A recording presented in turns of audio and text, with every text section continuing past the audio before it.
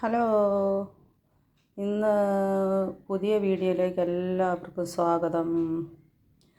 ഇത് കണ്ണൻ അയിലയാണ്. കണ്ണൻ കൊഴിയാളയെന്ന് പറയും, കണ്ണനെന്ന് പറയും. പല നാട്ടിലും പല പേരാണ്. ഇത് നമ്മൾ കണ്ണൻ അയിലയെന്ന് പറയും, കണ്ണൻ കൊഴിയാളയെന്ന് പറയും. കൊഴിയാളയുടെ വലിയ സൈസിലാണ്.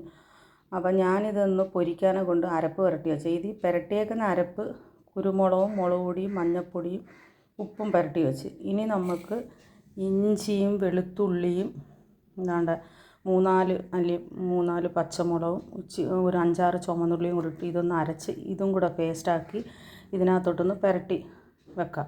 പുരട്ടി റെസ്റ്റ് ചെയ്യാൻ വെച്ചതിന് ശേഷം ഒരു അരമണിക്കൂർ നമ്മൾ ഫ്രിഡ്ജിലോട്ട് വെച്ചിട്ട് എടുത്ത് പൊരിച്ച് എടുത്താൽ നല്ല സൂപ്പർ ടേസ്റ്റാണ്. നിങ്ങൾ എല്ലാവരും ഒന്ന് പരീക്ഷിച്ച് നോക്കണം. ഇങ്ങനെ ഈ പച്ചമുളകും ചുവന്നുള്ളിയും ഇഞ്ചിയും വെളുത്തുള്ളിയും കൂടെ അരച്ച് ഇതിനകത്തോട് ചേർത്ത് ഈ കരിവേപ്പില നമ്മൾ ചിക്കൻ ഫ്രൈ ഒക്കെ ഉണ്ടാക്കുമ്പോൾ കരിവേപ്പില ഇങ്ങനെ മുഴുവനെ ഇട്ട് കൊടുക്കത്തില്ല, അതേ കണക്ക് ഇതും കൂടെ ഒന്ന് പുരട്ടി എടുക്കാം. നമുക്കപ്പം ഇത് എല്ലാം കൂടെ ഒന്ന് അരച്ചെടുക്കാം.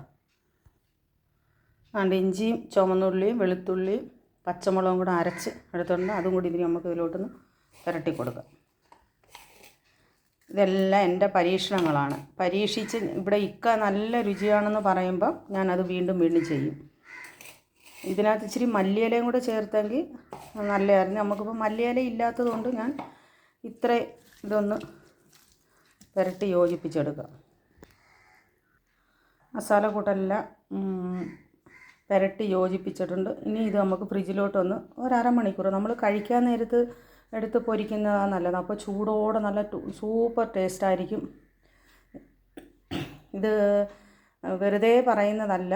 നമ്മൾ പെട്ടെന്ന് മീൻ പൊരിക്കാനെ കൊണ്ട് പെട്ടെന്ന് എളുപ്പം തട്ടിക്കൂട്ടത്തേ ഉള്ളൂ. നമ്മൾ എല്ലാ പൊടികളും എല്ലാം കൂടി ഇട്ട് ഒന്ന് പെട്ടെന്ന് പുരട്ടി വെച്ചിട്ട് നമ്മൾ പൊരിക്കാൻ എടുക്കത്തേ ഉള്ളൂ.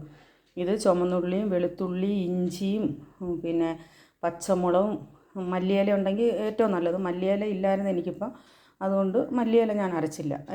ഈ ചേരുവകൾ അരച്ച് ഇഞ്ചിയും പച്ചമുളകും വെളുത്തുള്ളിയും കൂടെ അരച്ച് ചുവന്നുള്ളിയും കൂടെ ഒരു 5-6 ചുവന്നുള്ളിയും കൂടെ വരുമ്പോൾ ഒത്തിരി കൂടി ടേസ്റ്റ് കിട്ടും.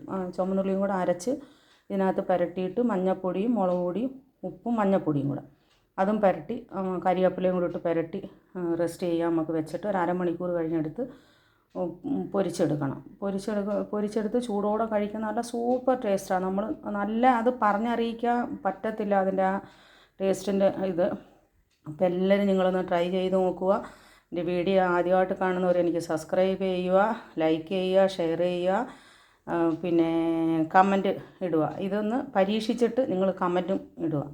ഇന്നത്തെ വീഡിയോ ഇത്രയേ ഉള്ളൂ. ഈ കുഞ്ഞു വീഡിയോയിലേക്ക് എല്ലാവർക്കും സ്വാഗതം. Tata bye. ഓക്കേ.